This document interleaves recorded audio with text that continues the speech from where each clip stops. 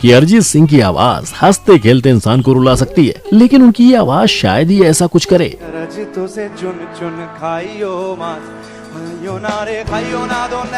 नहीं नहीं, ये एडिटेड क्लिप नहीं है, बल्कि उनकी ओरिजिनल आवाज है। तो क्या अरिजीत भी ऑटो ट्यून का इस्तेमाल करते हैं? बताऊंगा, लेकिन इसे जानने से पहले बात करते हैं डीजे वाले बाबू बादशाह की, जिन्होंने यूनिवर्सिटी के एक इवेंट में बिना डीजे बजाए ये सुनाया था।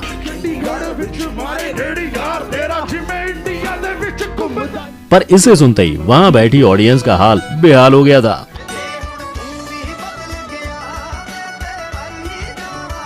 और वो मन ही मन बादशाह के चुप होने का वेट करने लगी थी। लेकिन हर सिंगर के सुर ताल में ऑटो ट्यून से कोई खास फर्क नहीं पड़ता है। जैसे कि मेलोडी क्वीन श्रेया घोषाल की आवाज, जो चाहे जैसे भी गाएं, सोते जागते उठते बैठते, उनकी आवाज लोगों के कानों में चाशनी घोलती ही है।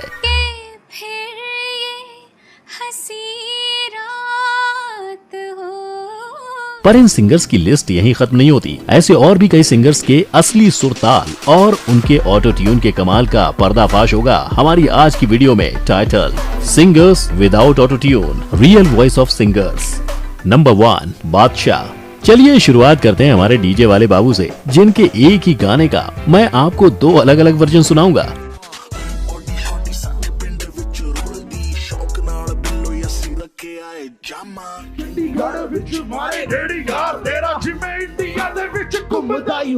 अगर आप म्यूजिक लवर हैं तो आई एम श्योर आप समझ ही गए होंगे मैं किस चीज की बात करने वाला हूँ। पर अगर आप नहीं समझ पाए हैं तो मैं बता देता हूँ, ये दोनों ही आवाज इंडिया के महंगे रैपर्स में से एक आदित्य प्रतीक सिंह सिसोदिया और बादशाह की है। और जिन आवाजों को आपने सुना वो दोनों ही आवाज इनकी ही थी। बस फर्क इतना था कि पहली आवाज में बादशाह ने गानों को मस्त ताम झाम ऑटो ट्यून फलाना ट्यून सबके साथ गाया था, वहीं दूसरी आवाज ने उनके असली आवाज की पोल खोल दी थी, क्योंकि उसमें कोई भी ऑटो ट्यूनिंग नहीं थी।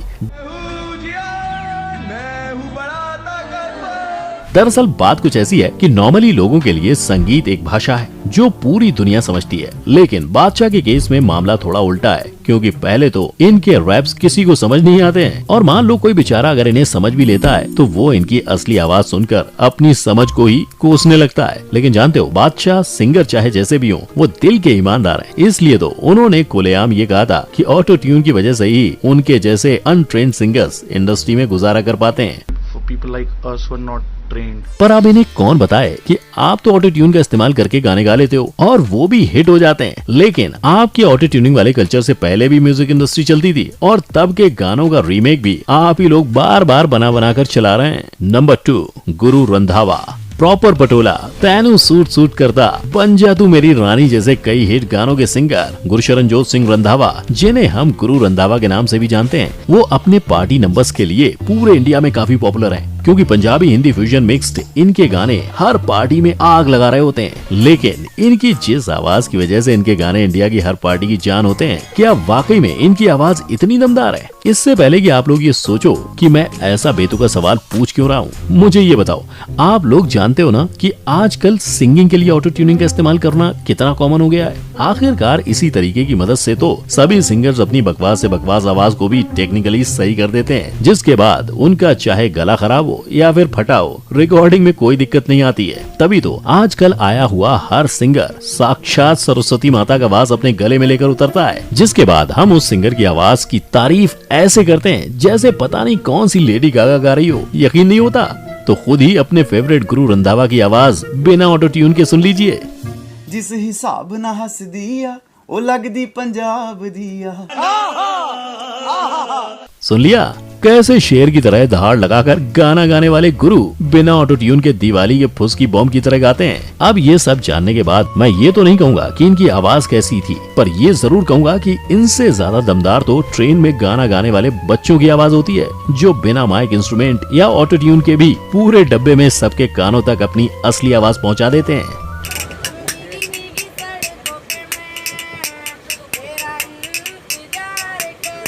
नंबर 3, धवनी भनुसाली। मुझसे दूर कहीं न जा, बस यही कहीं रह जा। नहीं डरिए मत, ये इंसान की आवाज है, वो भी उस इंसान की जिसने ले जा रे का नया वर्जन गाया था। ओफो, बड़े नादान हैं आप। ये आवाज है ध्वनि भनुसाली की। वेल डन, तालियां होनी होनी चाहिए यार। जिन्होंने गाया है और जो आवाज आपने पहले सुनी वो भी उनकी ही आवाज है, जो बिना किसी ऑटो ट्यून के मैंने आपको सुनाई दी। मुझसे दूर कहीं न जा, बस यही कहीं रह जा। अच्छा, अब मैं जानता हूँ आप ये सच अपना नहीं पा रहे होंगे, लेकिन सच्चाई तो यही है कि इंडियन पॉप स्टार ध्वनि भानुशाली की भी आवाज बिना ऑटो ट्यून चाय कम पानी ज्यादा लगती है। हम तेरे बिन अब रह नहीं सकते।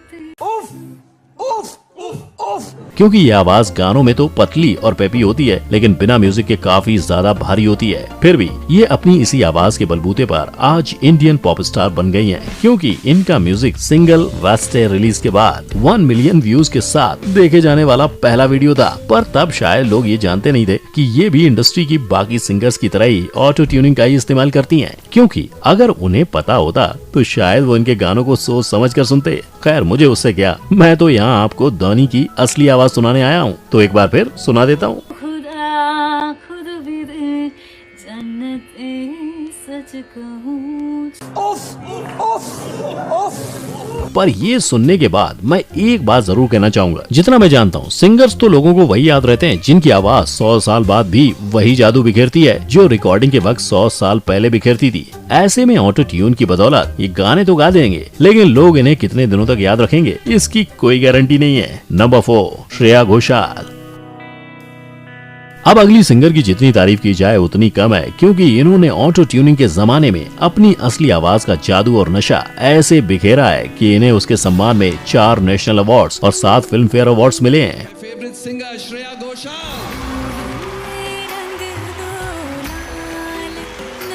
इनकी इस आवाज को सुनने के बाद मेरे पास बोलने के लिए शब्दों की कमी हो गई है, क्योंकि इस आवाज से मैं मंत्रमुग्ध हो गया हूँ। और इसकी वजह है इनकी आवाज की सच्चाई, जिसे ना ऑटो ट्यून की जरूरत है और ना ही किसी इंस्ट्रूमेंट की। फिर भी मैं बता देता हूँ, श्रेया घोषाल इतनी टैलेंटेड है कि इन्होंने अपने करियर का पहला ऑफिशियल गाना देवदास का बैरी पिया 16 साल की कम उम्र में एक ही टेक में रिकॉर्ड कर दिया था, वो भी बिना किसी ऑटो ट्यून के।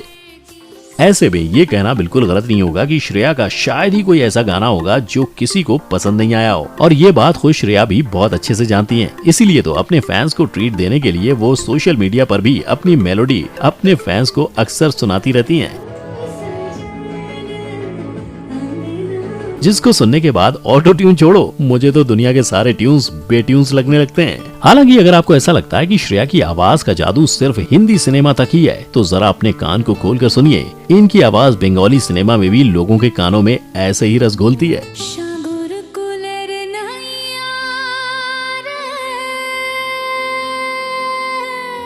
और इसी वजह से ये वहाँ भी काफी फेमस हैं, इसीलिए तो लोग इन्हें प्यार से मेलोडी क्वीन भी कहते हैं। Number 5, Tony Kakkar.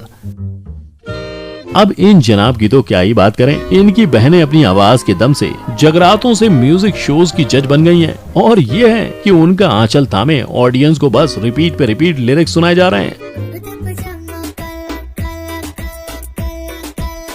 पहचान गए ना ये कौन है? लेकिन मैं कहता हूँ चलो एक बार तो हम टोनी कक्कड़ के वर्ड्स को रिपीट करने की आदत को एक्सेप्ट कर भी लेते हैं। हेलो कबीरा स्पीकिंग। हेलो हम बोल रहे हैं। पर उसके बदले में उन्हें अपनी अच्छी आवाज ऑडियंस को सुनानी चाहिए ना, पर नहीं, ना तो इनके लिरिक्स यादगार होते हैं और ना ही इनकी आवाज दमदार है, क्योंकि जब इन्हें स्टेज पर बिना ऑटो ट्यून के परफॉर्म करने का मौका मिला था तब इनकी आवाज भीगी बिल्ली से भी बदतर हो गई थी।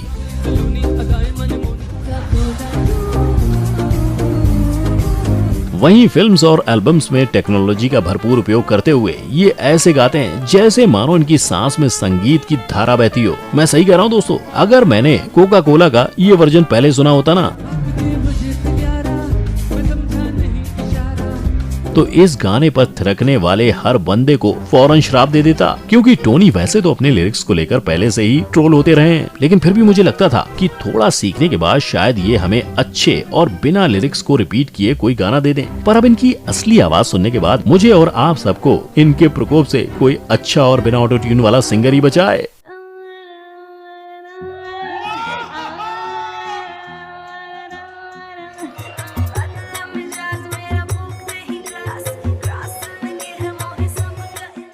नंबर 6, अरिजीत सिंह। कागारे कागारे तोरे इतनी अरज तो से चुन चुन खाइयो मांस। मैं जानता हूँ अरिजीत की ये आवाज आपने इंट्रो में भी सुनी थी, जिसे सुनने के बाद वाकई में आप सब खैरियत पूछो कभी तो कैफियत पूछो गाने को मजबूर हो गए थे। पर क्या इसका मतलब ये है कि सिंगर चाहे कितना भी बड़ा और पॉपुलर क्यों ना हो, वो ऑटो ट्यून का इस्तेमाल जरूर करता है? क्योंकि ऑटो ट्यून के बिना तो उसकी आवाज किसी फटे स्पीकर से कम नहीं लगेगी, और जाहिर है ऐसी आवाज कोई नहीं सुनना चाहेगा। पर थोड़ा ठहर सुन ले जरा,